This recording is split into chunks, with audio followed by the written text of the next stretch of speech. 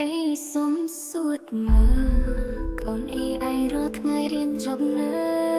ហើយបើរៀនចប់ហើយគាត់ធ្វើការងារអីគេហើយប្រាក់ខែប៉ុន្មានអើយសាយខ្ញុំឃើញកូនគេ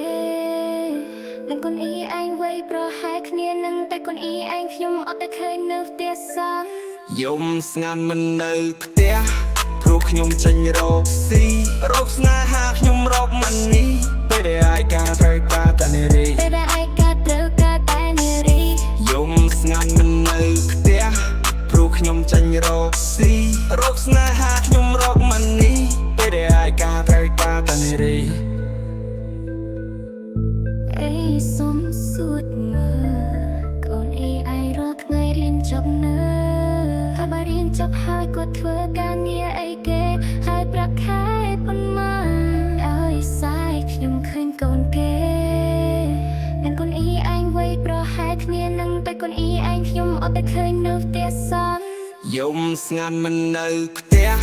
ព្រោះខ្ញុំចេញរកស៊ីរកស្នេហាខ្ញុំរកមិននេះពេលដែលអាយការត្រូវការតែនារីពេលដែលអាយការត្រូវការតែនារី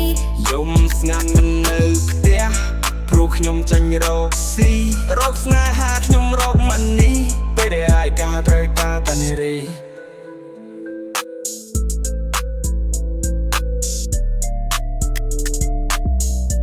អេសុំសួតមើលកូនអ៊ីអៃរកថ្ងៃរៀនចប់នៅហើយបើរៀនចប់ហើយគាត់ធ្វើការងារអីគេហើយប្រាក់ខែប៉ុន្មានអើយសាយខ្ញុំឃើញកូនគេនឹងកូនអ៊ីអញវ័យប្រហែលគ្នានឹងតែកូនអ៊ីអញខ្ញុំអត់តែឃើញនៅផ្ទះសោះយំស្ងាត់មិននៅផ្ទះព្រោះខ្ញុំចេញរកស៊ីរកស្នេហាខ្ញុំរកមិននេះពេលដែលអាយការត្រូវការតែនារីពេលដែលអាយការត្រូវការតែនារីយំស្ងាត់មិននៅផ្ទះព្រោះខ្ញុំចេញរកស៊ីរកស្នេហាខ្ញុំរកមិននេះពេលដែលអាយការត្រូវការតែនារី